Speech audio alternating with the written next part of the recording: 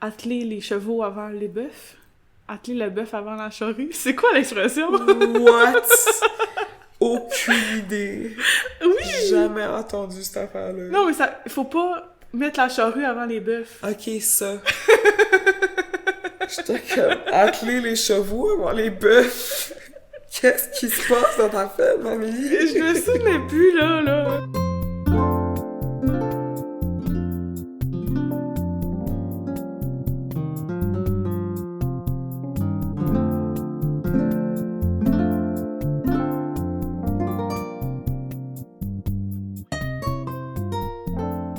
Allô, Amélie.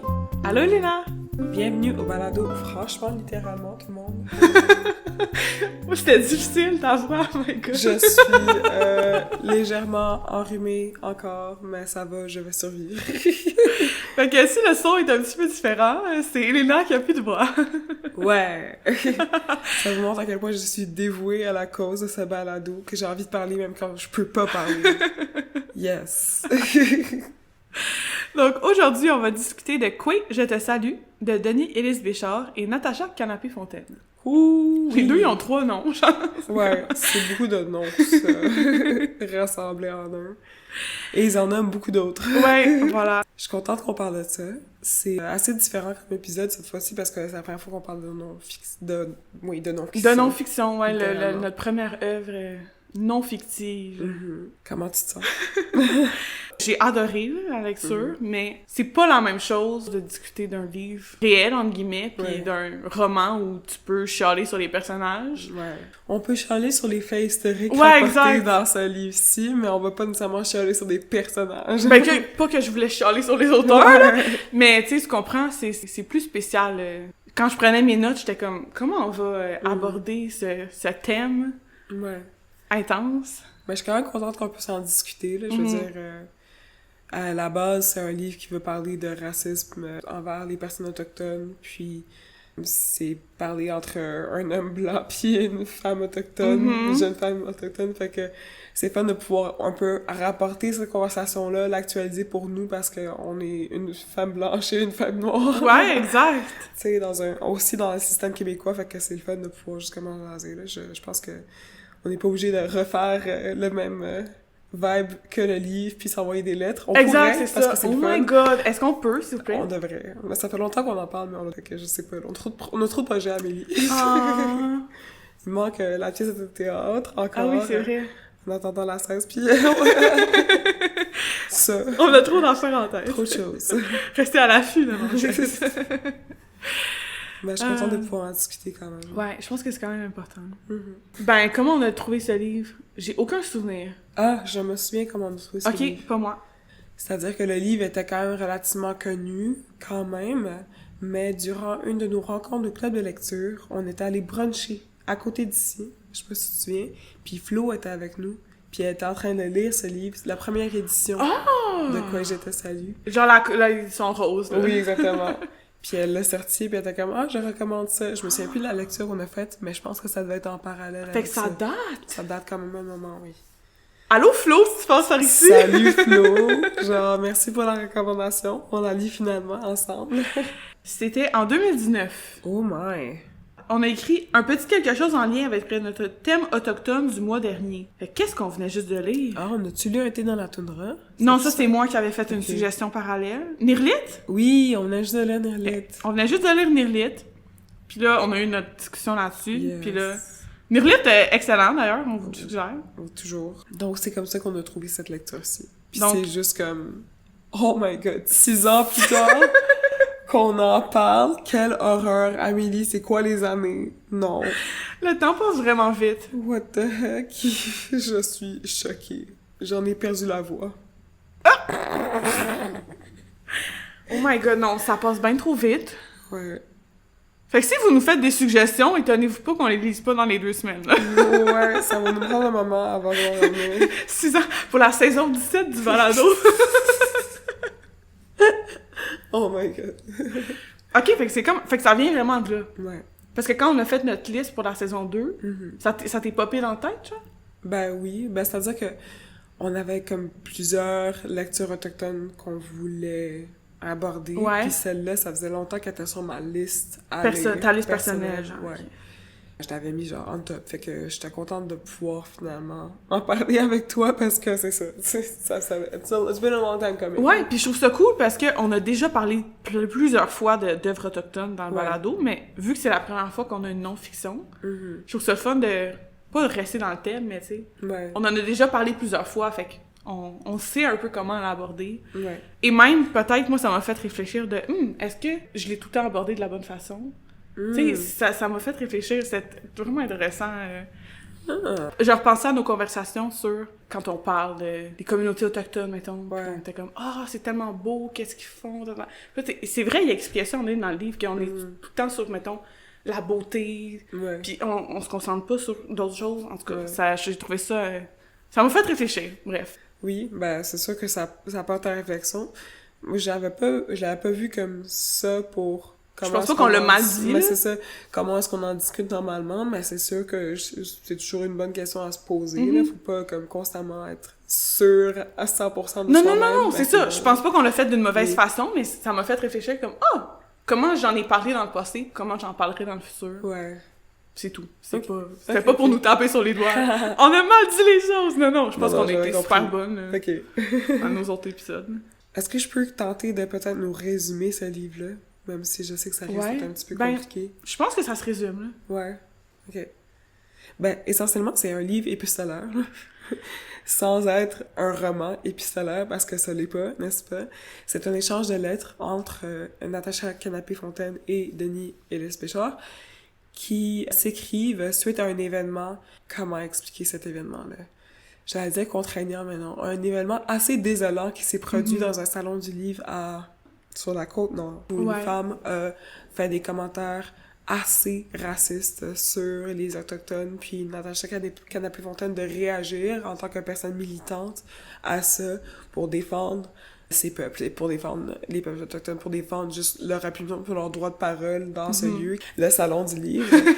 Donc, suite à ça, commence cette discussion entre les deux auteurs sur le racisme au Québec, sur comment rejoindre les communautés, c'est-à-dire les communautés autochtones et les communautés allochtones, parce qu'on parle beaucoup de ce terme-là qu'on va définir plus tard dans l'épisode. Puis, comment est-ce qu'on peut essayer de comme combler ce vide qui existe entre des peuples qui semblent avoir de la difficulté à vraiment se rejoindre, puis comme passer au travers le fait qu'il y a eu un génocide assez important des personnes autochtones, puis qu'on est supposé construire ensemble à partir de maintenant. Ça pourrait être vraiment triste, ce livre. Ça pourrait être vraiment désolant, je trouve. Mais je pense que la leçon que j'en tire le plus, c'est le fait que il y a une conversation. Puis la conversation, c'est le début d'une ouverture, c'est le début d'un espoir, en fait, qui va mener à une meilleure société qu'on va être capable de construire ensemble. Fait que je pense que c'est ça le but du livre. Ben oui, puis le livre s'appelle « Quoi, je te salue? Conversation sur le racisme ». Oui. Ça le dit direct sur la couverture. Voilà. Fait que, au début, j'étais comme conversation au singulier, parce que c'est une conversation. J'étais comme, OK, puis là, finalement, je me suis rendu compte que c'est les deux mêmes personnes qui s'échangeaient des c'est lettres ça. tout le long. Puis comme, OK, c'est la même conversation qui se poursuit Oui. sur de longs mois. Ouais. Ah oui. Mais là, ça devient conversation au pluriel parce que nous, on a une conversation. Exact. Fait que là, si vous allez avoir une conversation aussi, ça va être multiples conversations. Il faut poursuivre la conversation. Voilà. Simplement dit. Donc, c'est pas mal ça, le livre. C'est un beau petit bijou, je trouve. Ah ouais, moi j'ai adoré, là. Ça se lit pas en 15 minutes. C'est ça, je disais, d'habitude, je suis quand même rapide, un roman, ça s'engloutit, là. Ouais. Je trouve que là, on se pose, on réfléchit, on Ouais. continue. C'est ça qui se fait bien. Ça se savoure. Ça se savoure. Ben, est-ce que tu peux nous en parler de la forme tout de suite? Je pense que c'est pertinent. Pourquoi est-ce que ça Aussi, se savoure? On skip la présentation des auteurs. Tant pis pour eux! Ok, fine. Mais je peux parler de la forme avant, puis on peut parler des auteurs après. Parce qu'on est déjà dedans. Hein? Ben oui, je peux en parler. OK, dans le fond, le premier livre a été publié en 2015, le 2015. deuxième en 2020. Ah, ok, ça a été Celui publié qu'on lit rapidement. en ce moment, c'est 2020. Ouais. Fait que dans le fond, la première édition, c'est ça, c'est leur lettre en 2015, ce qui est comme le 2/3 du livre. L'édition qu'on lit aujourd'hui, 2020, Ouais. puis ils ont ajouté à peu près pour le tiers du livre des lettres qu'ils ont écrites en 2020. Ok. Puis comme tu l'as très bien dit, c'est un essai épistolaire, donc Ouais. par lettre, Des lettres. ce qui était quand même cool. Et il y a 30 lettres en tout. Ça se lit super bien, comme je disais tantôt, parce que chaque lettre est techniquement un chapitre, là. Ils sont numérotés, il y en a 30, 1 à 30. Puis, je veux dire, c'est pas 25 pages la lettre, là. C'est 2 pages, 3 pages, 6 pages. Il y en a des plus longues que d'autres, là. Des fois, il y a des gros événements, puis il faut qu'ils en parlent beaucoup. Puis, on alterne vraiment entre les deux, là. Une lettre Denis, une lettre Natacha. Je les appelle par leur nom. Simple. Je pense que c'est plus simple. C'est quand même straightforward comme forme, là. Mais ce que j'ai vraiment aimé, c'est la partie à la fin. Parce qu'après les lettres, il y a plein de contenu full intéressant. Fait que, à la fin, il y a une chronologie des événements, de comme 2015 à 2020, justement. Pas des faits divers, mais tu sais, des choses qui sont passées en lien avec le monde autochtone pis tout. Donc, t'es capable de te situer un peu qu'est-ce qui s'est passé quand, parce qu'ils vont parler eux-mêmes de l'actualité pis de ce qui se passe, mais ça t'aide après à le mettre en ordre, puis à te replacer. J'ai trouvé ça full intéressant. Et il y a une section, un petit glossaire aussi, parce que dans les lettres, des fois, il y a des petites leçons de langue, là, tu sais, ils s'apprennent des choses. Ben, c'est plus Natacha qui apprend des trucs à la nuit. C'est ça. Mais même Natacha, elle apprend comme en cours de route aussi pour elle-même. Ouais, exact. Parce qu'elle se pose beaucoup de questions sur sa propre langue. Exact. Et Denis qui, donc, voilà, prompt, littéralement, va lui demander « Ah, comment on dit ça en bien? Qu'est-ce que ça veut dire? » Exact. C'est le fun. Là, des fois, genre « Ah, je sais pas, je vais me renseigner. » Tu sais, c'est vrai qu'elle apprend en même temps. Fait que c'est le fun de retrouver le petit glossaire à la fin. Ouais. D'être capable d'apprendre quelques mots en même temps. Parce qu'on en apprend en lisant aussi. Ouais. On est un peu comme avec Denis, on apprend des trucs. Ça. Mais c'était le fun de le retrouver. Puis ce qui était vraiment intéressant, c'est qu'à la toute fin aussi, il y a comme 3 annexes. Il y a des questions, il y a plusieurs questions à l'intention des jeunes. Fait que c'est comme, mettons que tu te mets en groupe en classe, mettons que t'es genre au secondaire ou whatever, puis tu te poses des questions, tu fais de la recherche. Il y avait comme plein de prompts un peu. Ouais. Puis j'ai trouvé ça tellement cool parce que leur but, c'était d'aider les lecteurs à parler de racisme, dans le fond. Puis quoi de mieux que commencer par les jeunes, quand ils sont en train de forger leurs idées sur le monde. C'est tellement important. C'est tellement pertinent de commencer la conversation par eux.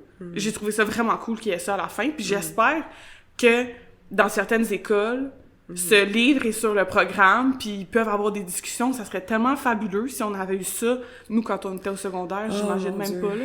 On a gradué un petit peu avant le livre, là. On a gradué un petit peu avant bien des affaires qui sont passées aux écoles secondaires, là. Mais ouais, c'est ça. J'imagine même pas à quel point ça aurait été pertinent. Fait que je suis tellement contente de retrouver ça à la fin de ce livre-là. Je suis vraiment contente. J'ai l'impression que même si on avait lu ça dans le cadre du club, j'aurais voulu faire justement les recherches puis avoir cette discussion-là. Ben oui. Parce que là, on s'est fait nos propres questions, là, mais... Évidemment. Mais waouh! Ça, c'est numéro 1. Des fois, les annexes en fin de livre, t'es comme... Ah, mais celui-là... Oui, celui-là, c'était très, très pertinent. Et c'est ça que j'avais sur la forme, là. Je veux dire, c'était quand même clair, là. Ouais, c'était assez simple, je trouve. C'était assez simple, là. Je veux dire, évidemment, c'est des lettres. Fait que les lettres sont écrites au jeu, puis ils se parlent entre eux. Allô, Natacha. Ils disent souvent « Quoi », c'est cute. Quoi qui veut dire bonjour. Il s'appelle Ami. Il s'appelle Ami. C'est vraiment cute. Very wholesome. Ouais. Ce que je trouve intéressant, c'est justement ce rapport, cette conversation qu'ils ont entre eux, puis comment est-ce que il y a pas de mauvaise intention entre eux deux, genre. Puis je trouve ça le fun parce que tu sais pas c'est qui ces personnes-là à la base quand tu lis ce livre-là. Parlant peut-être de moi-même, là, j'avais une idée c'était qui Natacha Canapé-Fontaine parce que j'avais vu ses écrits ailleurs. J'avais vu qu'elle était tête d'affiche dans des affaires de militance, peu importe. Denis Ellis Béchard, no clue. J'avais vu un TED Talk à un moment donné avec lui dessus, c'est tout. J'avais jamais comme opiné son nom. Jusqu'à ce qu'on commence à lire ce livre-là, j'étais comme « Ah! Ouais, ok, ça me dit quelque chose. » Mais maintenant, de les voir dans ce contexte-ci, je trouve ça vraiment comme adoucissant de leur... Juste comme... Ça me donne envie d'aller à leur rencontre, là. Que je suis contente qu'on ait ce livre-là. Puis c'est comme intéressant quand même parce que Denis Ellis Béchard, c'est comme un homme blanc de la quarantaine, à l'époque où ils ont écrit le livre. Parce que là, ça fait quand même 10 ans, la première édition. Le temps passe vite, c'est ça qu'on disait tantôt. Versus Natacha Canapé-Fontaine, qui est une jeune femme à peu près de 24 ans au moment d'écrire le livre. Une jeune femme autochtone. Fait que c'est fun. C'est pas juste comme une personne blanche et une personne autochtone. C'est genre un homme, une femme, 2 générations différentes. Ça fait une conversation super pertinente, là. Oui. Je suis quand même capable d'avoir une conversation aussi. Exact. malgré le fait que des fois, les générations ont discuté à discuter Oui. entre elles. Mais justement, ça montre que toi aussi, tu peux avoir la... Ben, pas toi en particulier, mais je veux dire, on peut nous aussi avoir une... Toi, l'auditeur.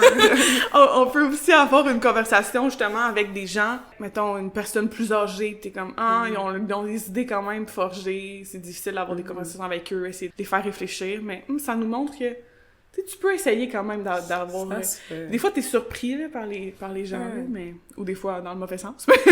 C'est très anodin. Je pense que c'est important qu'on se force un petit peu, des fois, à avoir des conversations avec des personnes qui sont pas de notre milieu, justement. Ouais, exact. Parce que, comment est-ce que t'es pour vivre dans un monde où est-ce qu'il y a tellement une multiplicité d'identités et de personnes, puis de juste pas côtoyer qui que ce soit d'autre que les personnes qui te ressemblent, non, ça a aucun sens. Ça a aucun sens. Puis c'est ça le but de cette conversation-là, c'est ça le but de ce livre-là, c'est de vraiment aller à la rencontre de l'autre. Exact. Oui, générationnellement, aussi parlant, c'est important.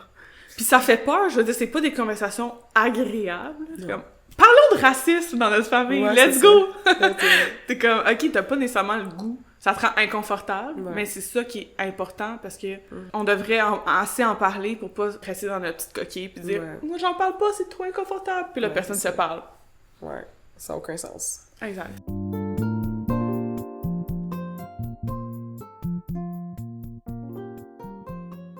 Peux-tu nous parler des auteurs, Amélie? Parce que là, je sais plus c'est qui, puis j'ai besoin de honnêtement, genre, ils ont tellement fait d'affaires les deux. Je capotais. J'étais comme, je pourrais en parler pendant 35 minutes. All over the place. Tout l'épisode, ça va être juste sur les auteurs. Je le ferai pas, là, mais vraiment, genre, je vous conseille, si ça vous intéresse, d'aller fouiller, parce que, honnêtement, ils ont fait tellement d'affaires. Vraiment, j'étais impressionnée par tout ce que Natacha Canapé-Fontaine a fait à son jeune âge. Voyons donc, genre. C'est impressionnant. Ouais. Dans le fond, Denis Élise Béchard, il est né en 1974 d'un père gaspésien et d'une mère américaine. Fait qu'il y avait comme un peu les deux cultures, le Québec, les États-Unis. C'est peut-être ça son petit accent. On écoutait une entrevue tantôt, je suis comme, il y a un petit accent c'est définitivement ça. Gaspésien, mais anglophone en même temps. Il en parle dans le livre aussi, c'est ça. Il en parle du fait que, genre, il a vécu avec cette espèce de dichotomie parce que son père voulait pas qu'il y ait un rapport avec le Québec, parce qu'il n'aimait pas les Québécois, puis il était quand même, genre, américain, mais il était quand même attaché, bref. Je veux dire, c'est intéressant de l'entendre. Parce que tu peux t'imaginer l'accent de quelqu'un, mais après, quand tu l'entends, pour vrai, t'es comme... Il a écrit vraiment beaucoup, là. Ouais. Il est comme écrivain et journaliste, il s'est promené dans le monde, là. J'avais une liste de tous les pays qu'il a fait, là. Il s'est promené dans le Canada, mais il est aussi allé, genre, au Rwanda, en Colombie, en Irak, à Cuba, au Congo, en Afghanistan. Il a voyagé. Puis il a écrit plusieurs romans, un livre jeunesse, un mémoire, puis 2 essais. Dont « Coué, je te salue », qui est un essai. Mais c'est quand même intéressant parce que, tu sais, des fois, on en a lu des livres où la personne a écrit 1 ou 2 livres. Ouais, c'est correct. On en a lu des livres parce que c'est le premier livre de la personne. Exact! Puis là, c'est comme, on est pas à la fin, mais il a tellement écrit avant qu'on découvre son œuvre. C'est ça, je vais pas lire la liste de tout ce qu'il a écrit, là. J'ai pas noté la vie de Denis. Ouais. Mais comme tu as dit tantôt, ils se sont rencontrés dans un salon du livre en 2015.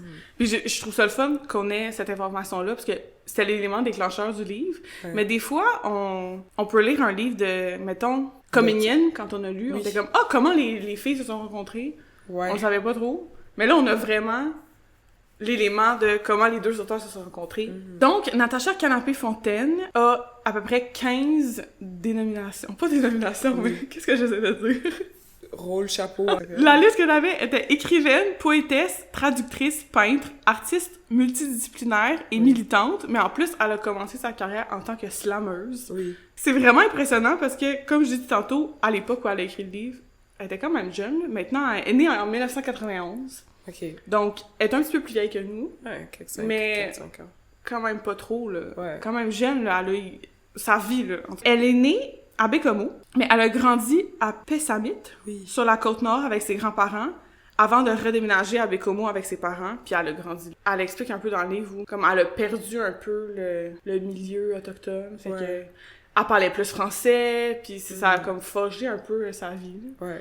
Ce qui est quand même le cas, je trouve, c'est extrêmement rare de rencontrer une personne autochtone de 30 ans qui est comme... Moi, j'ai appris ma langue autochtone du premier coup. Ben, pas du premier coup, mais genre, j'ai grandi là-dedans, puis qui parle à peine français. Je trouve que c'est comme... Malheureusement, ça, là, les gens parlent anglais ou français, puis perdent leur langue, là.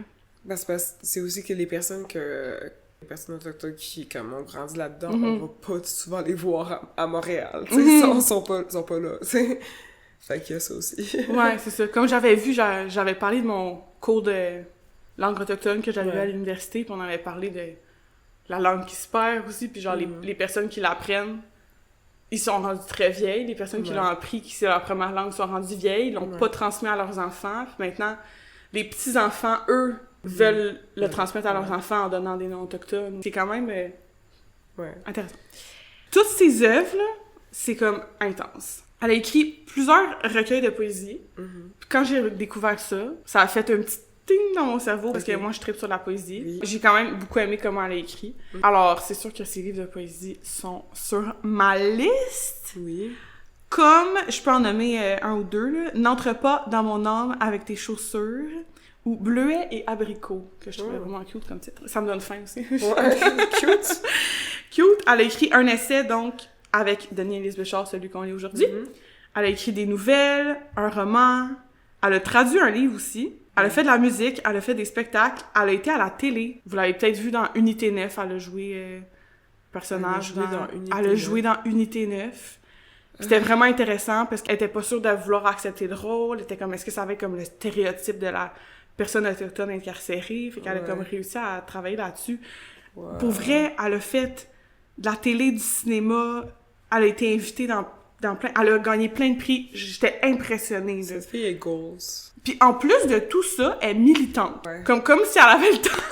Puis en plus, genre, dans le livre, elle parle du fait qu'elle commençait un parcours dans la danse aussi, puis j'étais genre, mais pourquoi est-ce que t'es comme moi, mais mieux? C'est vraiment impressionnant. Je suis comme, non seulement t'es comme, oh mon Dieu, je peux même pas l'expliquer comment ça m'impressionne, sa vie, puis c'est vraiment inspirant de voir quelqu'un qui a un peu notre âge, puis qui fait tellement de choses, puis c'est vraiment... Ben oui, inspirant, là. Elle disait aussi des écrivains qu'elle a pris comme modèle. Elle avait une... Joséphine Bacon. Ouais, mais elle avait aussi une écrivaine Innu qu'elle avait comme modèle, puis elle était comme, hey, si elle est capable d'en parler, moi aussi. Puis là, j'ai l'impression que, en lisant, mettons, son œuvre ou en voyant ce qu'elle fait, elle était comme, hey, si elle a 30 ans, puis elle peut militer contre la discrimination ou contre le racisme, qu'est-ce qui m'en empêche de moi aussi le faire, genre? Veux pas, Amélie, mais en parlant de ça dans un balado comme ça qui va être publié comme sur plusieurs plateformes, c'est un petit peu ce qu'on fait. Oui! Je dis pas qu'on le fait pas. Je fais juste... Je parle pas nécessairement de nous. Je parle juste de n'importe qui va lire ça. Va pouvoir se dire, hey, j'avoue. Genre, qu'est-ce qui m'empêche d'avoir une conversation sur le racisme avec mon entourage? Qu'est-ce qui m'empêche d'aller faire une marche?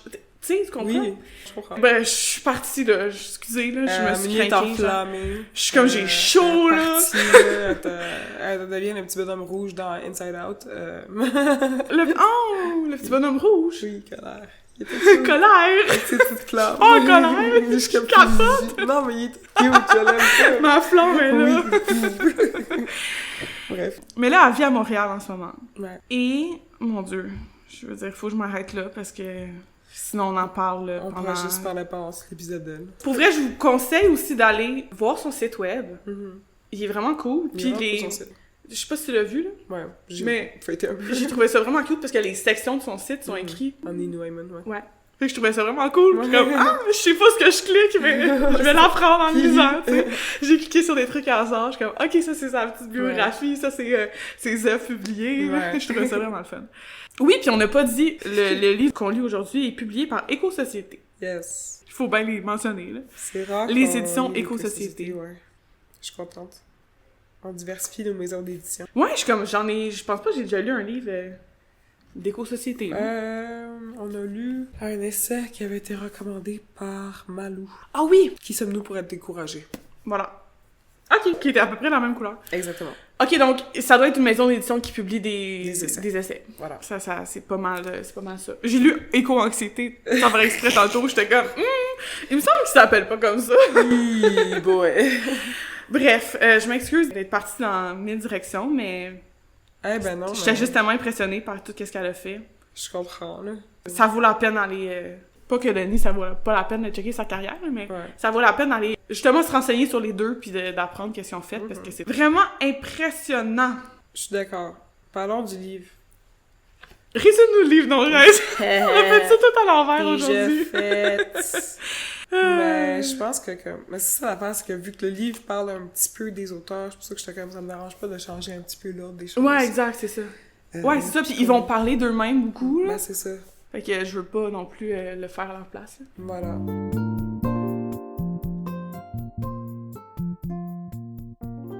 Mais je pense que juste le fait d'avoir une idée générale de c'est qui, dès le départ, on peut juste comme rentrer là-dedans, faire comme, OK, c'est quoi la plus grosse chose, la première chose qu'on voit? On parle de personnes autochtones, puis on parle aussi de personnes allochtones. Oui. Ça, c'est un terme qui est beaucoup utilisé dans le livre, puis je pense que c'est important de le définir dès le départ. Tu veux-tu qu'on compare nos définitions? Ouais, parce qu'on n'a pas la même définition, puis c'est vraiment intéressant. Parce que moi, j'ai pris mes définitions d'Antidote, ma plateforme Pref, puis toi, t'as pris tes définitions. J'ai pris les clés de la rédaction qui est du gouvernement du Canada. OK. Oh! OK, le gouvernement et Antidote ne disent pas la même chose. Écoute, des affaires sensiblement similaires, mais oui, différentes quand même. En même temps, c'est le gouvernement du Canada, hein? We know where it's at. Ouais, c'est ça. J'avais tapé « Qu'est-ce qu'une personne allochtone ?» puis les clés de la rédaction répondu « Ils sont pas comme adjectifs et non comme nom pour désigner une personne qui n'est pas originaire du pays qu'elle habite. Le nom englobe les personnes nées à l'étranger ou dont au moins l'un des parents est né à l'étranger. » C'est intéressant. C'est à la fois un nom et un adjectif. Puis ça parle vraiment juste du fait de pas être né où est-ce que t'habites. Ou bien de pas être originaire de où est-ce que t'habites. Mais à petite échelle. Ouais. Parce que moi, c'était à grande échelle. Ouais. Pour allochtone, j'avais dont les ancêtres ne sont pas originaires du pays où ils habitent. Mais tes ancêtres... c'est large. C'est large, là. Ça remonte loin, là. Tes ancêtres, c'est il y a 50 ans, puis il y a 250 ans, puis il y a 300 ans, puis... Puis il y a 40 ans. Puis il y a 40 ans, puis... Pour autochtone, j'avais relatif aux personnes vivant sur le territoire habité par leurs ancêtres depuis un temps immémorial. Oui. Ça, par contre, j'ai pas cherché de définition de ça parce qu'on était rendu à un point, Amélie, où est-ce que... Ben là, on sait c'est quoi que ça veut dire autochtone, là. Mais j'aimais ça quand même avoir c'est important. le parallèle. Oui, mais tu sais, c'est sûr que c'était intéressant parce que j'étais comme... Mes ancêtres viennent d'ici depuis 300 ans. Ça, je me questionne un petit peu sur la chose. Pour moi, je suis allochtone. Pour moi, c'est assez clair parce que, pas plus tard que ma grand-mère... en fait, ma mère est arrivée ici quand elle avait 4 ans, tu sais, fait que je suis clairement comme pas originaire de ce lieu. Fait qu'il y a de ça. Puis après ça, si je parle de genre Haïti, je sais même pas à quel point je suis originaire de ce lieu-là non plus. C'est parce ça, que, il y a beaucoup de déplacements, mettons, dans le monde des personnes noires, en général, tout ce qui se passe avant le 19e siècle. Et là encore. Fait que là, je suis comme, je sais pas. Mais c'est intéressant de voir ça d'un point de vue de, premièrement, de nihilisme, genre, considère allochtone, mais comme, d'où il vient. C'est ça, exactement. Everywhere. Ouais. Il vient de tout en même temps. Ouais. Je trouve ça fun intéressant. Il y a aussi une partie dans le livre où est-ce qu'il mentionne un test d'ADN. Je sais pas si ça t'a déjà intéressé de faire ce genre de choses-là. Je l'ai fait. Tu l'as fait? OK. J'ai tellement de questions par rapport à ces trucs-là parce que je trouve ça captivant. C'est quand même spécial, là. Mon Dieu, on part dans une tangente. Mais moi, je l'ai fait avec moi, ma mère, puis mes grands-parents. Ouais. Fait que c'est intéressant de la voir. Mettons, quelle partie ma mère elle avait de son père puis de sa mère. Ouais. Mais c'est comme intéressant la façon qu'ils le font, c'est que à chaque semaine, là, ils découvrent des nouvelles affaires puis ils changent les résultats, là. Fait que c'est vraiment loin. Tu sais, l'ADN, ton ADN considère pas que t'as vécu au Panama dans les 20 dernières années, là. Ça remonte vraiment loin. Fait qu'ils font des guesses de où est-ce que tu viens, t'es très... C'est quand même flou, là. Il faut pas que tu te fies à ça à 100%, entre guillemets, parce que ça va prendre ton ADN, mais ça prendra pas tes origines, entre guillemets, de, justement, si ta famille, elle a voyagé, puis elle a vécu dans plusieurs pays, ça n'a pas changé leur ADN, tu sais. Je sais vraiment pas comment ils font pour calculer ça. C'est ça, c'est juste du mixage de juste comme quand il y a un nouvel enfant qui est né dans la famille, puis c'est là que ça prend en compte, Mais c'est quand même intéressant, tu devrais le faire, ça serait curieux. C'est ça l'affaire. Tu veux pas donner ton ADN? Ça m'intéresse pas, en fait. C'est vraiment étrange pour moi parce que Je pense que c'est une conversation que j'avais eue aussi par le passé avec d'autres amis.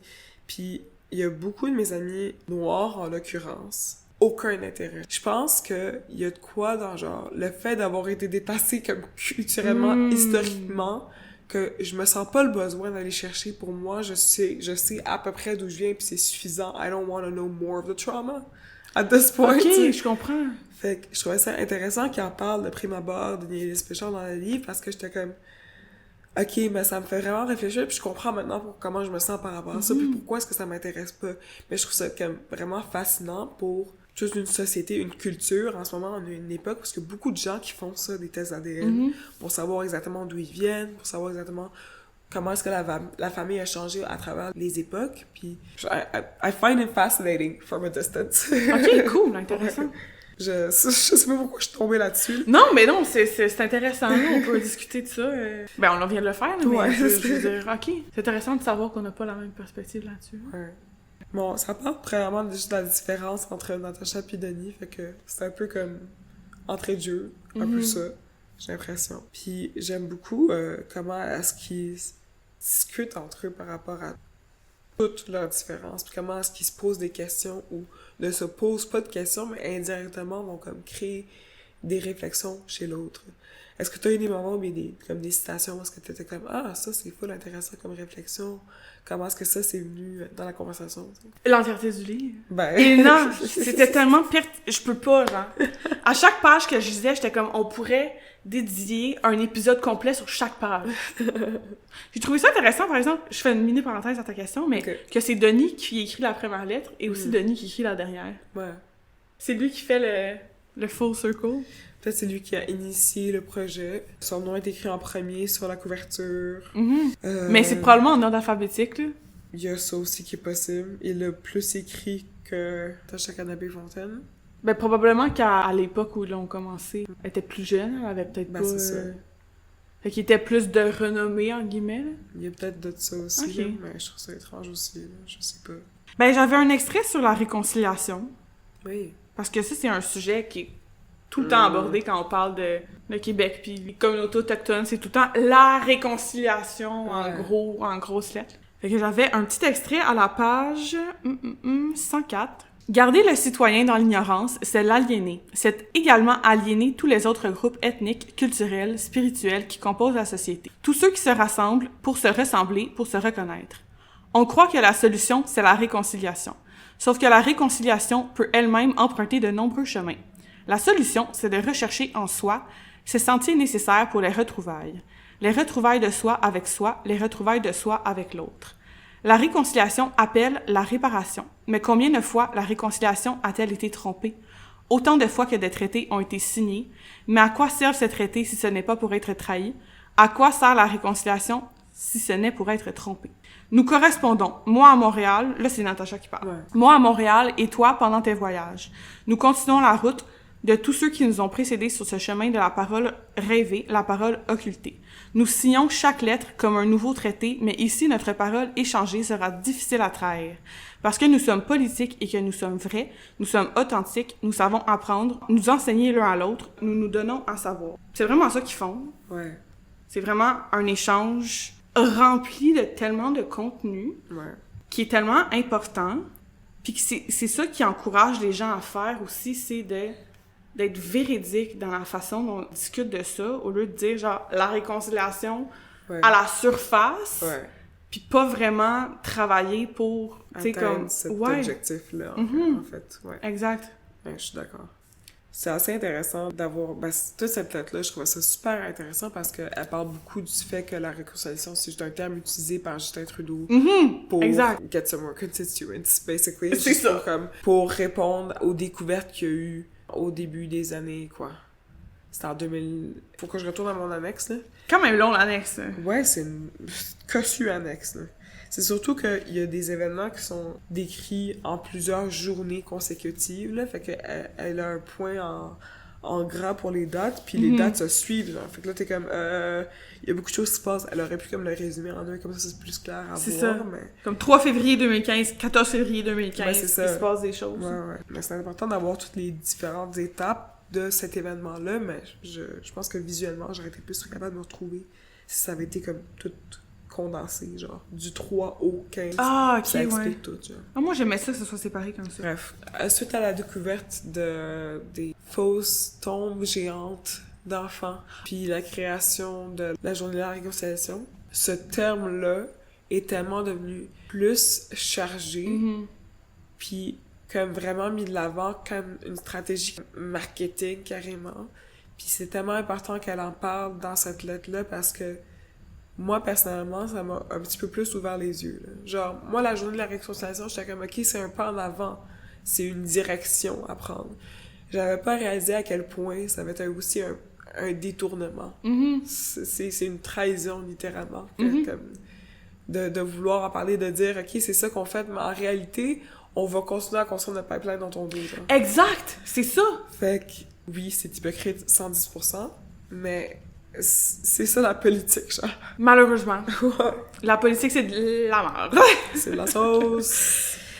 Bref, tout ça pour dire que oui, c'est vraiment important qu'elle soit authentique puis véridique.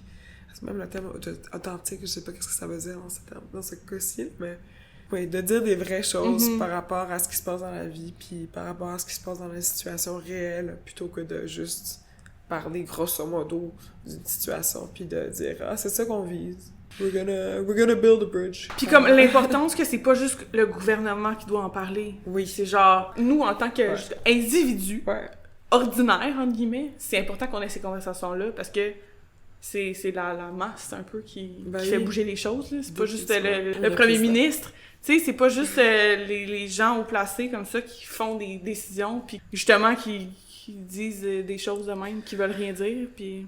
Ben, c'est ça. Puis on n'est pas obligé d'avoir les réponses à tout, les solutions à tout. L'important, c'est juste qu'on en discute. La conversation, c'est ça qui est important. C'est ça qu'ils veulent nous dire dans le livre. Ouais. Parler. Parce qu'elle nous pose 15 questions dans l'extrait que tu viens de lire. Là, oui. Genre, moi, c'est toutes des questions que je sais pas. Qu'est-ce que ça veut dire? À quoi sert la réconciliation si ce n'est pour être trompé? On pourrait en parler pendant 5 heures, là. Ouais. On n'aurait pas la réponse. Toujours pas, c'est sûr. À quoi ça sert? OK. Faut qu'on passe à une autre page, parce que sinon, je vais commencer à avoir une crise de panique. Elle, déjà, dans cette lettre-là, Natacha, Denis lui avait posé des questions, puis elle s'est emportée, puis elle était comme, hey, je peux même pas te répondre. Genre, je me suis emportée, puis c'est... Je trouve ça intéressant, justement, comme caractère. Je pense que c'est ça qui est le fun dans cet échange-là en particulier, parce qu'on a parlé de la différence entre les deux auteurs. Puis c'est le fun d'avoir cette différence de tempérament aussi, parce que tu le sens, t'as comme... comment dire? Il y a le tiraillement des deux bords, ben, il y a d'un côté, il est un petit peu plus mesuré parce qu'on a vu d'autres affaires, puis elle s'enflamme parce qu'elle est jeune, puis c'est ça qui se passe comme dans son quotidien, puis elle voit, tu sais, autour d'elle, fait que je trouve ça vraiment intéressant. Puis c'était le fun aussi parce que vu que c'est des lettres, c'est pas juste comme ils se sont assis ensemble pour écrire un livre. Ils se sont écrits des lettres. Donc l'émotion du moment est là. Comme, oui, il y a eu probablement du travail d'édition après, là, mais je veux dire, la spontanéité, puis comme toute l'émotion qu'elle avait, puis elle écrit ce qui lui passait par la tête, c'est tout là, tu sais, elle s'est pas assise devant son ordi, ben, je sais pas combien de temps ça lui a pris écrire des lettres, mais tu sais, ils se sont pas assis ensemble en disant « OK, comment on aborde ce sujet-là? » C'est vraiment tout spontané. Si elle avait répondu 2 semaines après, ça aurait été peut-être complètement différent, ce qui est vraiment le fun d'avoir ces lettres-là, c'est que c'est pas juste le format du livre, c'est des vraies lettres à la base, là. OK, toi aussi un extrait, Léna. Oui. Puis aussi, pendant que tu cherches ton extrait, je veux juste dire qu'en tant que linguiste, leur petite question de la langue, là, c'était tellement intéressant, j'ai tellement aimé. Je suis d'accord. J'y ai pensé beaucoup aussi. J'étais genre, ben là, je peux pas lire ce livre pendant 3 mois, en fait. Faut que j'embraye, parce que sinon, Amélie va me taper sur les doigts. Pour revenir un petit peu sur ce dont on parlait avant par rapport à la rencontre de l'autre, puis aussi pour faire un lien avec ce que tu disais par rapport à la linguistique, il y a une petite section où il parle de liberté que j'avais envie de lire. Il y a un mot en Nino Aïmoun, par contre, que je suis pas sûre de comment le prononcer correctement, étant donné qu'il y a beaucoup de différentes syllabes. Oh wow! Fait que ça se peut que ce soit un peu complexe. C'est Denis qui répond à Natacha par rapport à comment est-ce qu'elle-même elle a répondu à sa question de comment est-ce qu'on dit liberté en Nino Aïmoun. Le terme... C'est à quelle page? Je suis à la page 81. Le terme lui-même, il veut dire, selon Natacha, je suis maître de moi-même. Et Denis dit, j'essaie de m'imaginer ce que deviendrait notre rapport avec la nature et ce qu'on gagnerait en liberté si on parvenait à se connaître. Quand je dis se connaître, je parle de l'expérience de se connaître dans le monde. Si on s'entoure de gens qui nous ressemblent, on réduit le monde dans lequel on vit et on limite gravement ce qu'on peut devenir. Mais si on ne se referme pas sur soi-même, si on s'ouvre au monde, à un monde qui ne se réduit pas à notre propre réflexion, on comprend mieux l'immensité du potentiel humain. Peut-être, quand on arrive à maîtriser nos réactions à la peur et à l'inconfort, le monde s'offre-t-il à nous. Mais mon imagination atteint ici ses limites, car je réfléchis à la philosophie Innu en lien avec les philosophies que je connais déjà, alors qu'elles pourraient être totalement différentes de ce que j'ai pu contempler jusqu'à présent. Ce que je peux imaginer par contre, c'est que si la rencontre des cultures autochtones et européennes avait été paisible, des milliers de gens prendraient aujourd'hui le chemin de, le terme que je ne suis pas capable de prononcer, comme des milliers se rendent en Inde et dans les pays d'Asie pour étudier les enseignements des hindous et des bouddhistes. Ce que j'aime beaucoup de cette réflexion-là, ben évidemment le concept d'ouverture à l'autre. Super important, c'est comme un peu le but, là. That's the point. Ouais. Mais aussi juste comme le fait d'être inconfortable dans ses propres peurs, dans ses propres manques de connaissance de la culture de l'autre, puis de juste se laisser dans cet inconfort-là assez de temps pour s'y habituer, voire apprivoiser cette peur-là. Il parle beaucoup de, justement, la crainte de l'autre, puis ben, c'est ça à la base, là. C'est quelque chose que je répète comme constamment, oui. là, comme quoi, genre, l'homophobie, c'est une phobie. Exact. Le racisme, c'est une phobie. Genre, c'est toutes des phobies, vous avez toutes peur, genre, c'est correct. Ouais. C'est correct d'avoir peur. C'est parce qu'on a peur de qu'est-ce qu'on connaît pas, mais justement, le but, c'est que t'apprennes à le connaître pour plus avoir peur. Justement. Voilà. Fait que plutôt que de rejeter la chose dont on a peur, rejeter la chose qu'on ne comprend pas, laisser la chance à la chose de nous instruire. La chose, voir la personne. Laisser la chance de s'instruire soi-même aussi sur l'autre pour ne pas avoir peur, mais d'être enrichi par cette expérience qui est entièrement différente de la nôtre. J'aime beaucoup cet extrait, j'aime beaucoup cette conversation-là, en particulier. Ça vous l'apporte vraiment sur le racisme. Je pense que c'est important qu'on sache que le racisme, c'est fondé dans la peur. Puis qu'on le nomme, puis qu'on dise les choses comme elles sont. Ouais. Parce que là, notre gouvernement ne dit pas les choses comme elles sont.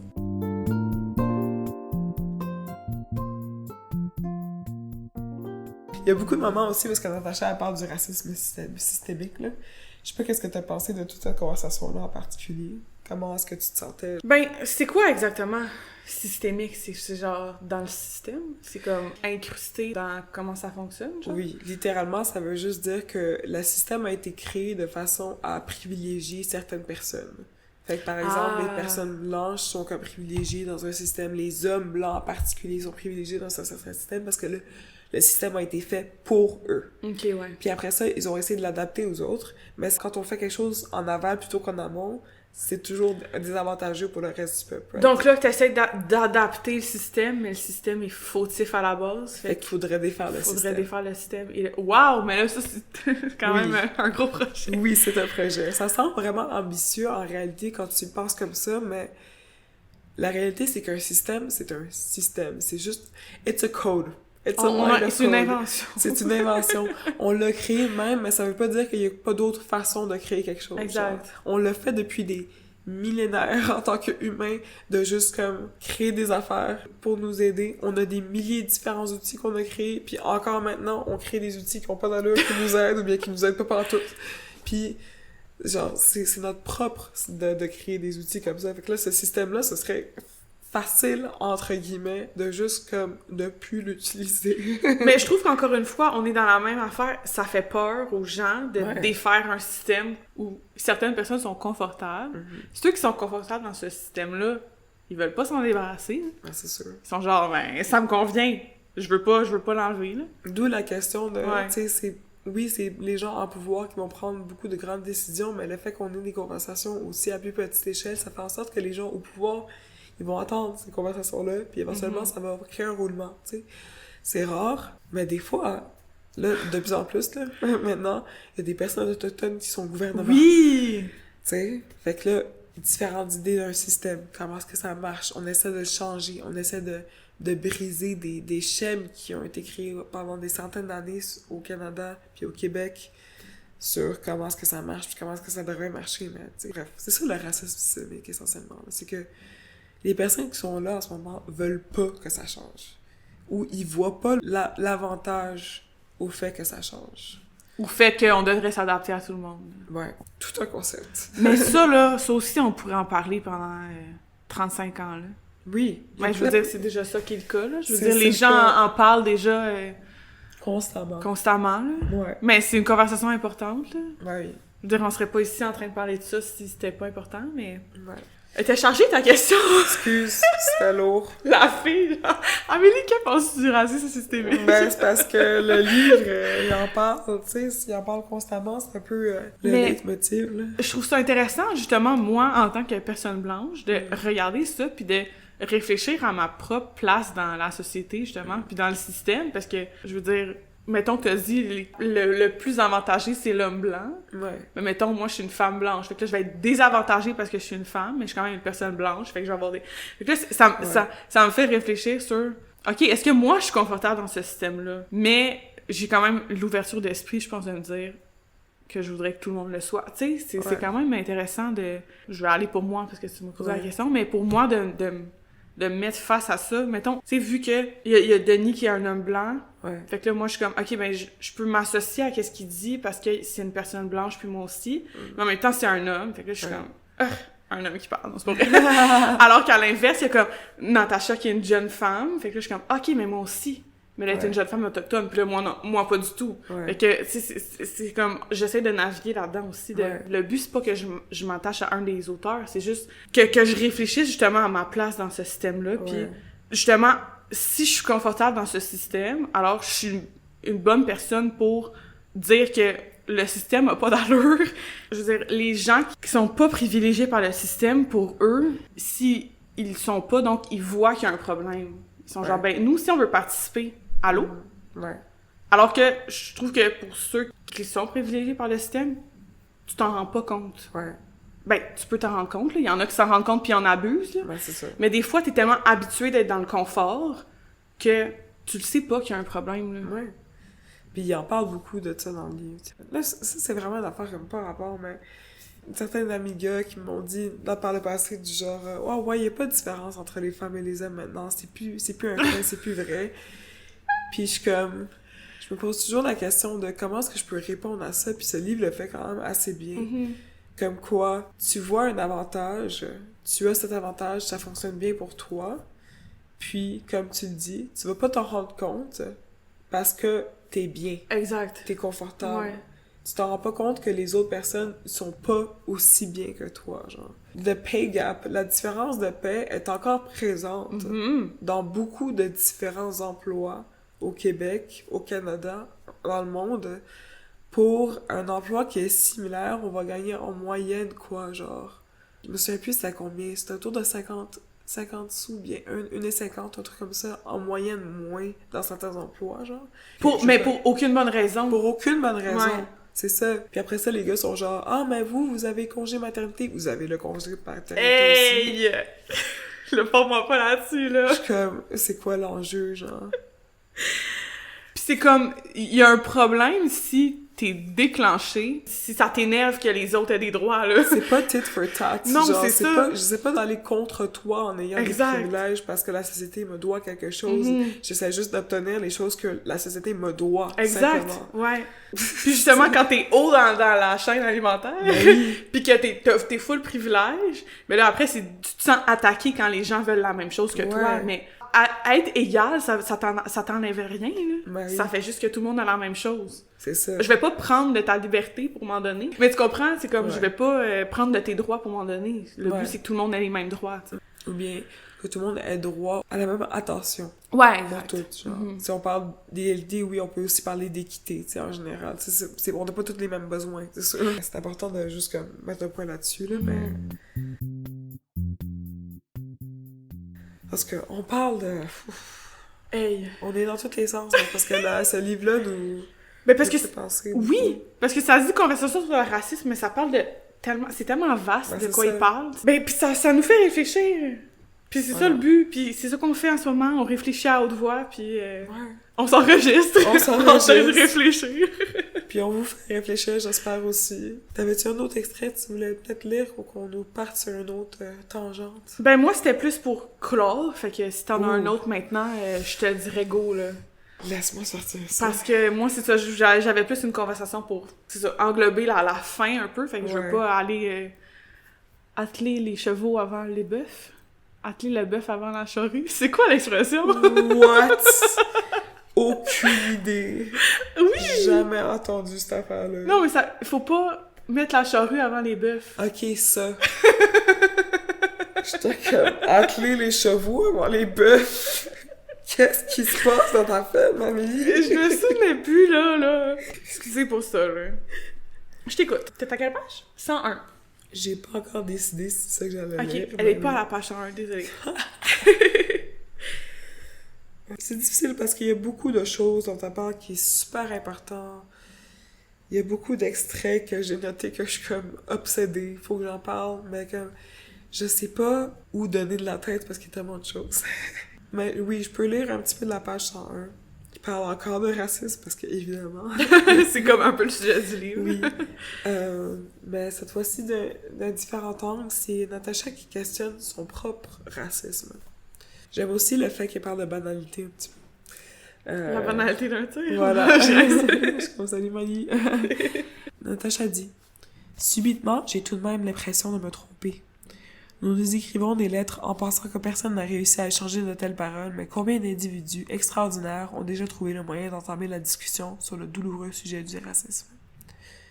Je me questionne. En fait, je suis à la recherche du sentier qui me mènera à la confrontation avec moi-même, à la confrontation avec mes sentiments, à la confrontation avec mon propre racisme. Plus je dis le mot confrontation, plus j'ai l'impression que je dis n'importe quoi. Le mot perd de son sens, puis on le répète. Voilà. Parce que je le suis. Je me rends compte que je le suis. Je travaille dans cette société, je parle contre le racisme. Je veux déraciner l'arbre géant du colon, du colonial, du colonialisme. Mais je ne sais pas regarder en face mon propre racisme. Peut-être que si je parle ainsi, c'est pour me déraciner moi-même. C'est pour me convaincre que je suis propre, que j'ai raison, que j'ai le droit de parler de la sorte, de confronter les autres alors que je ne le fais pas avec moi-même. Car il faut que je t'avoue, Dani, combien je suis profondément entrée en moi-même dans mes dernières missives. J'ai été bouleversée. Je me suis butée à moi-même. Je me suis butée à mon racisme. Je te lis. Je t'entends. Je suis heureuse de notre échange, mais au fond, je ne t'écoute que d'une oreille. Peut-être que je me trompe à nouveau. Bref, elle continue sur cette veine-là, mais je trouve ça super important comme réflexion à avoir.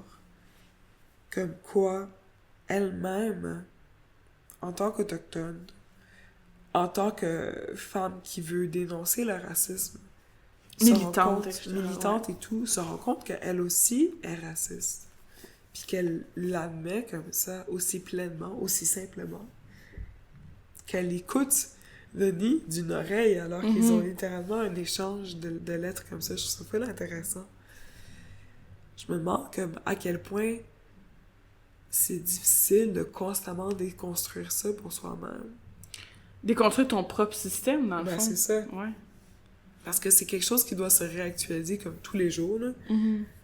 T'as-tu comme des choses... grande question. Peut-être, oui. As-tu des choses que toi, tu te dis pour t'aider à jauger de la différence, de jauger des autres, puis ne pas te faire d'idées préconçues sur les gens que tu rencontres? Oui, c'est une grosse question. Oh my God, Elena! Je m'excuse, je pose des grosses questions aujourd'hui. Aïe, aïe, OK. Mais je pense que ça part de l'ouverture d'esprit de ton entourage. Là. Parce que si, mettons, moi, je regarde comment j'ai grandi... Genre, mon école primaire, majoritairement blanche. C'était pas genre multiculturel, puis j'étais comme... Il y avait plein de monde, de plein de cultures différentes dans mon école, puis j'étais comme « Wouh, la diversité! » Mais j'ai l'impression que vu que j'avais, mettons, des parents quand même assez ouverts d'esprit, puis quand même acceptants de tout le monde, puis quand même... J'ai pas l'impression que j'ai grandi en ayant comme un préjugé sur certaines personnes. Puis qu'ensuite, quand j'ai commencé à en côtoyer plus, j'étais genre « Ah, vous êtes qui? » Tu sais, fait que j'ai l'impression que j'ai fini par me rendre compte qu'il y a d'autres mondes autour de moi qui me ressemblent pas, mais que j'avais pas tant besoin de déconstruire des idées préconçues que j'avais. Ouais. Mais j'ai l'impression que quand tu rencontres quelqu'un, il suffit de l'écouter, d'être ouvert d'esprit, puis si tu l'es pas, ben tu te questionnes toi-même sur « Hey, pourquoi genre je m'éloigne de cette personne pour aucune bonne raison? » Ça te fait réfléchir. J'ai pas vraiment de réponse à ta question, en fait. C'est correct, t'es pas obligé d'avoir une réponse. Non, c'est ça un peu comme... Ouais. On disait, on se pose des questions, puis on n'a pas nécessairement la réponse immédiate et absolue, là. Ouais. Mais je pense que ça m'a peut-être aidé en lisant ce livre-là, en me disant, OK, peut-être que justement, moi, je me dis que j'ai pas d'idées préconçues, mais peut-être que j'en ai, dans le fond, puis je m'en suis pas rendu compte. Ça me permet de réfléchir, je pense, là-dessus, là. Ouais, je pense que comme... Parce qu'on a grandi dans des milieux relativement similaires scolairement parlant, c'est pas tant une question de ce qu'on a appris des personnes qu'on a côtoyées à l'école comme ça, mais une question de comment est-ce qu'on est maintenant dans la société. Je te demande moins pour, comme, par le passé, je te demande plus pour maintenant, par exemple. On a beaucoup de différentes cultures et personnes de différents milieux qu'on côtoie, je sais pas, au Québec et environ, là. À Montréal en particulier, il y a beaucoup de gens de partout, là. Mais je sais pas si tu trouves que si tu traverses un quartier en particulier, tu te sens différent. Ben, peut-être. Genre, des fois, l'autre jour, j'ai pris l'autobus, puis on était 53, puis j'étais la seule personne blanche dans l'autobus. Ouais. J'avoue que là, ça m'a fait genre, je suis la seule personne blanche dans l'autobus. Ouais. C'était correct, là. J'ai pris l'autobus, c'était bien chill, mais juste comme de me demander, genre, OK, je suis plus entourée de gens qui me ressemblent, mais je suis dans mon quartier, je suis proche de chez moi. Je parlais juste de quand j'étais petite, parce que si je parle de maintenant, je veux dire, ça s'est forgé quand même avec le temps, là.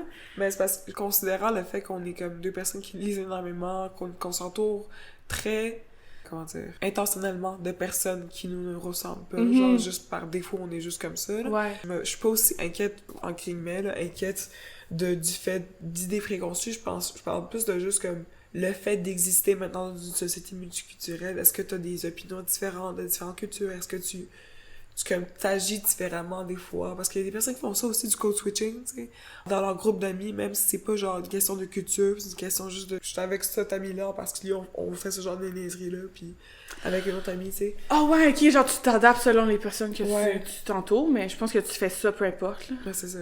Je me demandais juste si t'avais comme ce même genre de réflexe-là, peut-être, avec des cultures différentes aussi. Pas particulièrement. J'ai l'impression que je vais juste m'adapter à tout le monde, peu importe, là. Pas d'exemple bien en tête, ouais. Je sais pas si c'est bien parce que je le fais pas ou mal parce que je le fais puis je m'en rends pas compte. Mais on n'a pas la réponse. C'est pas une question pour avoir une réponse, c'est juste une question pour réfléchir. C'est quelque chose qui est assez important dans les différentes cultures noires. Je trouve que on fait beaucoup de code switching en général. On ne parle pas de la même façon avec les personnes qui sont de notre communauté puis les personnes qui sont à l'extérieur de notre communauté. Puis je pense que c'est quelque chose que moi, je suis extrêmement consciente de juste comme voir comment je me sens quand j'agis avec différentes personnes. Parce que j'ai pas envie d'être pas authentique. Je dois encore comme découvrir un petit peu qui je suis dans cette espèce d'identité liminaire que j'ai. OK. Puis c'est pour ça que je me force un peu à ne pas trop code switch entre les différents groupes que je côtoie. OK, dans le sens que tu veux rester la même personne, peu importe de qui tu t'entoures? Le plus possible. OK, ouais. Intéressant. Ce qui est complexe. Ben oui. Parce que je pense que par défaut, on essaye de s'adapter aux gens qui nous entourent. Ça. En plus, j'ai un ascendant Gémeaux, genre, c'est dead. C'est dead. Fini! On a encore perdu les gens qui aiment pas l'astrologie. Revenez! Ok, je me posais cette question-là, puis je voulais te la poser pour savoir à peu près ton point de vue là-dessus, mais c'est bon à savoir.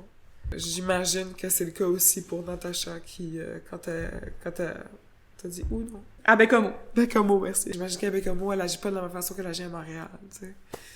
Mais en même temps, je pense que c'est normal, entre guillemets, d'agir différemment avec des gens qui te ressemblent, qui te sont familiers, des gens qui peuvent te comprendre parce que t'as les mêmes référents, mettons. C'est ça. Je parle pas de changer en fonction de ton confort avec la personne. Je parle juste du fait de pas changer d'attitude en fonction de la personne que tu rencontres, tu sais.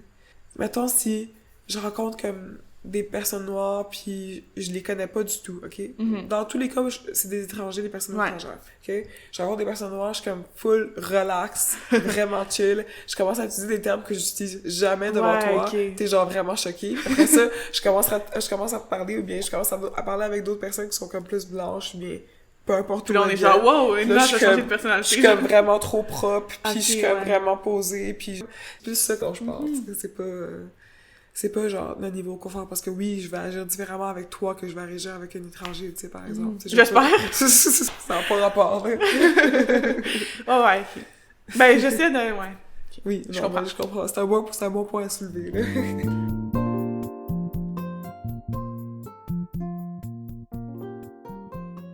On n'a même pas parlé des thèmes dont on voulait parler à la base. Ben, je veux dire... C'est un peu ça la beauté d'une conversation, c'est que tu sais pas où ça va te mener, là. Oui. Genre, même ils le font dans les lettres, mettons, ils vont se poser des questions, puis finalement, ils répondent même pas à la question. Des fois, il y a même pas de fil conducteur entre les lettres, parce qu'ils se répondent pas en tout, puis ils font juste parler d'autres choses. C'est vrai. Puis c'est ça que ça fait, là, une conversation spontanée, ou même réfléchie. Des fois, tu te rends compte que c'est pas ça que tu voulais dire, puis c'est intéressant, mais totalement autre chose, une réflexion qui t'est popée à l'esprit, pis t'es comme, faut absolument que j'en parle, c'est ça qui me passionne en ce moment, pis ça t'enflamme un peu, comme Natacha dit des fois, elle est comme, wow, je peux même pas répondre à ta question, j'étais enflammée, J'ai une autre question à te poser. Hey là, j'ai l'impression que c'est juste toi qui me poses des questions. J'ai juste plein de questions aujourd'hui, Amélie. Non, mais comment tu t'es sentie avec le saut temporel dans le livre? Parce qu'il y a un bond en 2015 puis 2020. Mal. Ouais. C'est ça, moi, c'est avec ça que je voulais finir. Ma dernière quote, c'était la dernière page du livre. Parfait. Parce que la majorité du livre se passe en 2015. Puis en 2015, ça fait 10 ans. Ouais. La société a changé, peu importe. Mais là, ça se termine sur... Je sais même pas qui termine en 2015. Je pense que c'est Denis. Non, c'est Natacha. C'est Natacha qui termine en 2015. Et c'est Natacha qui reprend la conversation en 2020. OK. Ça, c'est quand même bien. OK. Je reste tout ce que j'ai dit sur le fait que c'était Denis qui faisait ça, quoi. Non, mais, dans le fond, on a lu plusieurs livres où on se dit « Hey, on aimerait ça avoir... » Pas la suite, mais mettons quand on a lu non-fictif. On était comme, est-ce que ce livre va bien vieillir? Puis on disait, on espère que quand on va le relire dans 10 ans, la société va avoir changé. Eux, c'est exactement ça qu'ils ont fait. Ils ont eu une conversation en 2015, ils l'ont publiée. Le monde a changé en 5 ans et ils ont updaté un peu leur réflexion avec le monde qui les entourait en 2020. Ils ont repris la conversation un peu, puis moi, j'ai trouvé ça difficile à lire, cette deuxième partie, parce que c'était pas positif. C'était pas positif, puis la société, elle s'était pas vraiment améliorée. Puis là, on va dire des vraies affaires. Il parlait beaucoup de Trump qui rentrait à la présidence des États-Unis, puis à quel point c'était comme épeurant. Puis là, on est en 2025, on est à nouveau 5 ans plus tard, puis nous, on continue la conversation 5 ans plus tard, puis j'ai l'impression, en parlant spécifiquement des États-Unis, que là, on se retrouve à la même place. Mais j'ai l'impression que c'est plus épeurant cette fois-ci. C'est terrifiant. Fait que là, je trouve que ce livre-là nous jette en pleine face à quel point la société, elle évolue pas dans le bon sens. Puis ça m'a fait peur, genre. Ça m'a fait de la peine, ça m'a fait peur, ça m'a mis en colère. J'ai l'impression que si j'avais lu ce livre-là en 2015, la première version, je me serais pas sentie exactement comment je me sens en ayant lu la mise à jour de 2020. Parce que je me rends compte à quel point que, encore une fois, là, on est encore 5 ans plus tard, puis on se pose les mêmes questions, puis on fait des réflexions, puis on se dit qu'à quel point le monde n'a aucun sens, puis... Ouf! Mais ça nous montre aussi que ces livres-là sont tellement importants, parce que on peut se situer dans le temps, puis se dire, OK, mais là, qu'est-ce qu'on peut faire, là? Qu'est-ce qu'on peut dire? Quelle conversation on peut avoir? Quels gestes on peut poser pour que, en 2030, dans un autre 5 ans, il y a des choses qui se sont améliorées, tu sais? Tu comprends ce que je veux dire? Je comprends. Comment toi, tu t'es sentie? Aussi, beaucoup d'anxiété. Peut-être un peu moins à cet égard, par contre. Moi, je suis en train de sautiller. Ouais, c'est ça, genre en train de sautiller. Tu vas bien. Quand Trump est arrivé au pouvoir la première fois, c'était entre 2015 et 2020. 2016. Ouais. J'étais genre, c'est quoi ce club? Puis les 4 ans qu'il a pas été au pouvoir, ça lui a donné du pouvoir. Et là, il y est de nouveau. Maintenant, il est comme sponsorisé. C'est plus un clown, maintenant. C'est un objet de terreur. Puis je pense qu'il y a beaucoup d'allusions au fait qu'il utilise la rhétorique de Hitler. Ben ça, on peut argumenter que beaucoup de différents politiciens font ça, là, mais pour faire ce qu'il fait en ce moment. Je pense que la raison pour laquelle j'ai pas autant d'anxiété par rapport à tout ça, c'est que je me sens relativement sécurisée au Canada. Oui, je sais que Trudeau s'en va, ce qui veut dire que ça va sûrement être un relent de conservatisme. Je me sens quand même pas aussi pire que si j'habitais aux États-Unis. Oui, je sais que Plante s'en va, ce qui veut dire que ça va être sûrement un retour au conservatisme Montréal aussi. Je suis quand même sécurisée.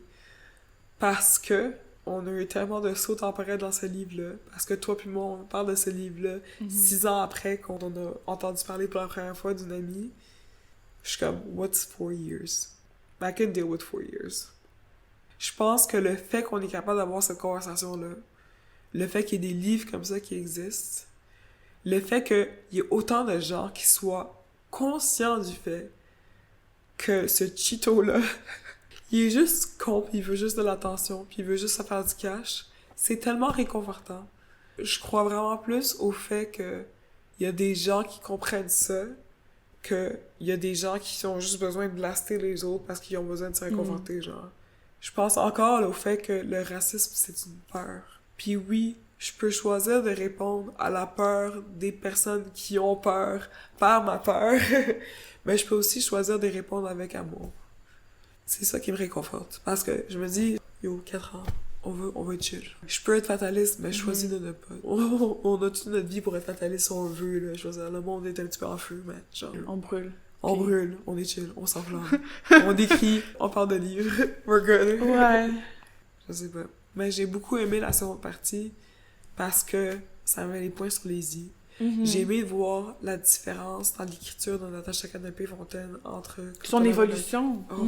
Entre 24 et 30 ans. World genre. of difference. Ouais. A world of difference. J'ai beaucoup aimé voir ça. Parce qu'au début, j'étais comme... Je comprenais pas trop c'était quoi son énergie. Je savais même pas qu'elle avait 24 ans quand j'ai commencé à lire le livre. Puis quand j'ai vu la différence, j'étais comme... Waouh, ok.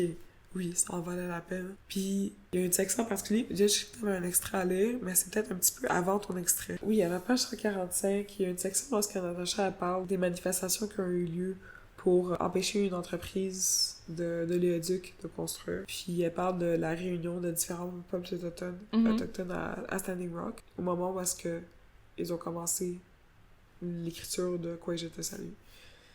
Elle dit « Même la tradition orale ne recense pas un rassemblement d'une telle ampleur. Des membres de nations de partout dans le monde qui étaient de passage aux États-Unis ou en Amérique prenaient la peine de faire un détour par le Dakota du Nord pour y déposer des prières, du tabac et offrir des danses qui sont elles aussi des prières. Danser les danses, chanter les chants, c'est témoigner du passé pour amadouer le futur tout en faisant vibrer le présent. » Je trouvais juste cette phrase-là en particulier hyper belle, hyper poétique. Puis je pense que ça m'a vraiment appelé, puis je pense que c'est ça que j'ai retenu de la deuxième partie, parce que j'étais comme, j'ai besoin de bonheur. Oui! J'ai besoin d'espoir, j'ai besoin de ce sentiment de communauté-là, justement, où est-ce qu'on va se réunir pour faire face à ce qui s'en vient. Parce que là, ça commence, on va survivre, mais il faut se réunir, il faut serrer les coudes. Faut s'entraider, je suis d'accord avec toi. Ouais. Puis c'est vrai que c'est facile d'avoir peur puis de perdre espoir, mais il faut s'entraider.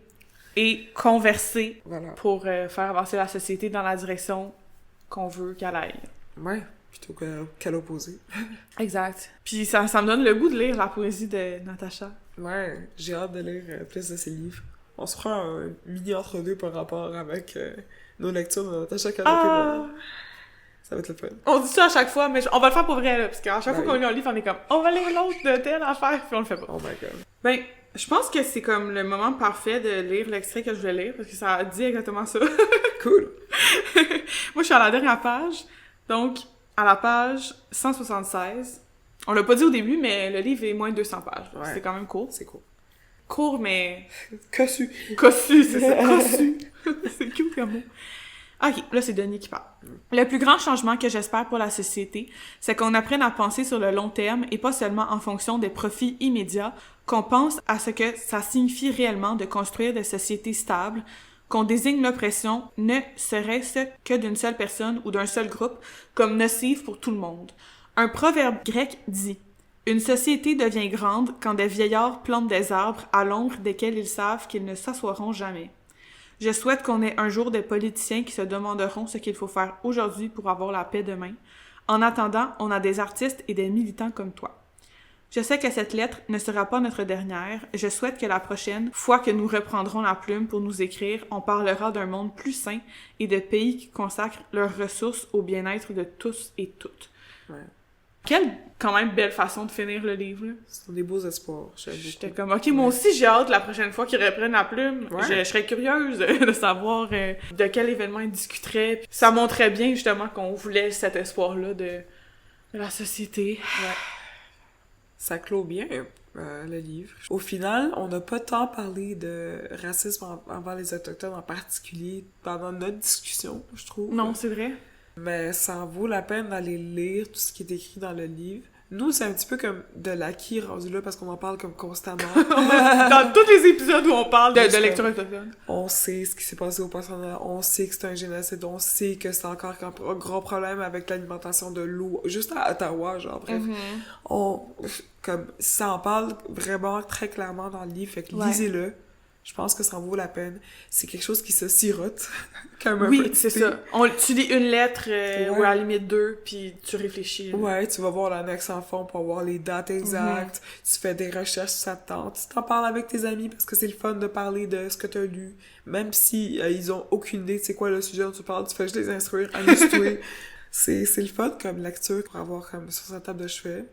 Là, on l'a tous les deux emprunté à la bibliothèque, mais j'ai hâte d'aller l'acheter. Je pense que je vais aller m'acheter ma propre copie. Parce que... pour le garder.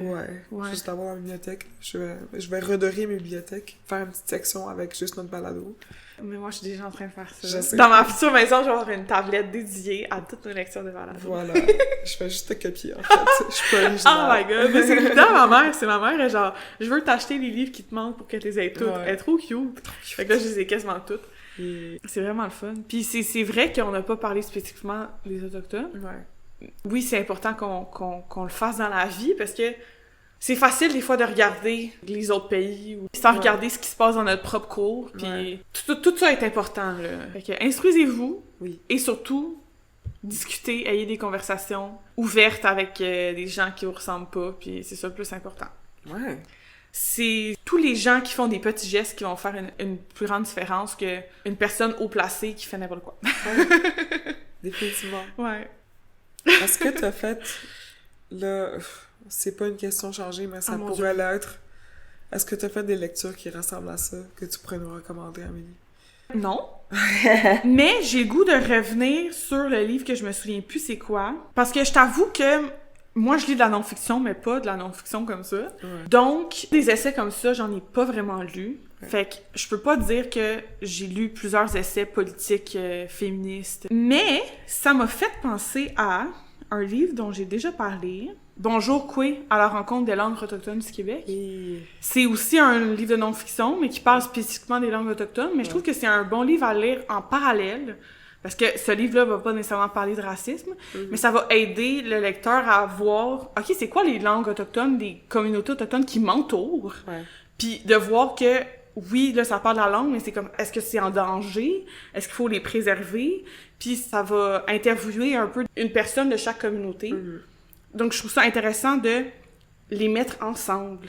Je trouve que ça complète un peu le tableau autochtone du Québec, mettons. Fait que je trouvais ça intéressant, même si c'est pas spécifiquement sur la même chose. Ça aide à avoir des perspectives, puis à se renseigner plus, puis à pouvoir réfléchir là-dessus d'un autre niveau. C'est ma suggestion. Je le recommande, j'en avais parlé, puis je pense pas que tu l'avais lu la dernière fois que je l'avais dit. Non, c'est ça, mais c'est encore... c'est en même c'est tout petit, là, c'est un tout petit livre, là, c'est minuscule. Là. Ah, je pensais que c'était plus épais. Non, c'est mini, là, c'est pas long, puis c'est super intéressant. Vraiment, je le recommande, puis je trouve que ça se lit bien ensemble, les deux. Okay. Ça nourrit la conversation. Ouais. Okay. Voilà. C'est toujours le fun de lire ça en tant que linguiste. Exact, oui, c'est pour ça que j'avais capoté dessus à la base. Je pense que je me souviens plus dans quel contexte j'avais parlé de ça, mais je pense que c'était peut-être notre épisode de retour, qu'est-ce qu'on avait lu dernièrement, puis j'avais lu ça, je pense, mais je trouve encore plus intéressant de le lire en parallèle avec Koué et Koué, là. Okay. C'est la même affaire. Okay. C'est juste pas écrit Koué de la même façon. Non. C'est vraiment cute, parce que Koué, là, c'est Q-U-E-I. Sur le livre dont on parle aujourd'hui, puis sur celui dont je parle, de Caroline Monpetit, c'est Koué, K-W-E. Je trouvais ça intéressant. Toi, qu'as-tu à nous suggérer? C'est aussi des retours d'affaires dont j'ai déjà parlé. Une brève histoire des barricades de Leanne Betta-Samosak-Simpson. Je pense que d'ailleurs, Si je ne me trompe, Natacha Canapé-Fontaine a traduit des livres de cette autrice-là. Ça nous a fait à repenser les barricades autochtones, là, toutes les façons qu'il y a eu des barrages, ça fait une grosse allusion au barrage de Castor. Moi, ça parle de lieux de résistance, ça parle de où est-ce que la vie autochtone se trouve dans cette espèce de lieu liminaire. Puis l'autrice, elle nous invite à créer un nouveau monde, à bâtir ensemble, bâtir un dialogue un petit peu comme Quoi je te salue nous invite à faire, à discuter puis à recréer. Donc, j'ai beaucoup aimé ce livre-là. C'est aussi mini, chez Mémoire d'Encrier. Mais oui, je te confirme que Natacha a traduit, pas celui-là, mais ouais. Elle a traduit Cartographie de l'amour décolonial. Oui, ça aussi, c'est sur ma liste. Mais c'est assez unique en son genre, juste du fait d'être un essai épistolaire. J'aime beaucoup dans sa forme, c'est intéressant. Que ça parle de racisme, c'est pas nouveau, évidemment, comme ils le disent d'ailleurs, puis ils sont jamais pompeux là-dessus, là. Ils se tapent pas dans le dos en disant genre « good job, nous, on est originaux ». Non, c'est ça. Ils sont pas les premiers, ils seront pas les derniers, voilà. j'espère. C'était rafraîchissant comme lecture. Je suis contente qu'on ait lu un essai. Pour vrai, oui, ça faisait changement, puis ça fait toujours du bien, parce que on peut se faire des réflexions, mettons, en lisant un roman, puis un personnage raciste, mettons, puis on est comme « ah », puis là, on a une conversation là-dessus, mais un livre spécifiquement là-dessus. Puis on peut, vu qu'on habite au Québec, pinpoint, vraiment, il parle d'un événement, puis on est comme « je me souviens de l'avoir vu une nouvelle », ou « j'en ai entendu parler, j'en ai parlé avec telle personne ». On peut se situer vraiment facilement. Fait qu'on peut, justement, réfléchir avec eux, puis c'est vraiment fun. Je suis d'accord. Hey, là-dessus, on a-tu fini? Hey, là-dessus, je pense qu'on a assez parlé. Wow! Je pense que ça clôt bien l'épisode qui va être un monstre à monter. Closons ça! Ben, merci d'avoir été à l'écoute pour cet épisode de Franchement Littéralement. On vous invite à nous suivre sur notre page Instagram Biblio_Brume, sur notre page Facebook Franchement Littéralement, sur notre page YouTube Franchement Littéralement, ou à nous écrire au franchemanslit@gmail.com. Et un super de gros merci énorme, thanks aux personnes qui nous encouragent sur notre page Patreon. Merci. Parce que grâce à vous, on est capable de manger. Thanks. Sur ce, on se dit à la prochaine. Bye. Les œuvres mentionnées dans cet épisode sont Quay, je te salue, Conversation sur le racisme, de Denis Ellis Péchard et Natacha Canapé-Fontaine, chez Éco-Société. Un thé dans la toundra, de Joséphine Bacon, chez Mémoire d'Encrier. Nirléit, de Juliana Léveillé-Trudel, chez La Peuplade. Qui sommes-nous pour être découragés, de Pascal Dufour et Lorraine Gay, chez Éco-Société. Bonjour, Quay, à la rencontre des langues autochtones du Québec, de Caroline Montpetit, chez Essai Boréal. Une brève histoire des barricades, de Léane Bétassamosac-Simpson, chez Mémoire d'Encrier. Traduction d'Édith Bélanger et Ariane Desrochers. Au prochain épisode, on va discuter de Le second souffle de Felipe Pozzo di Borgo. À bientôt!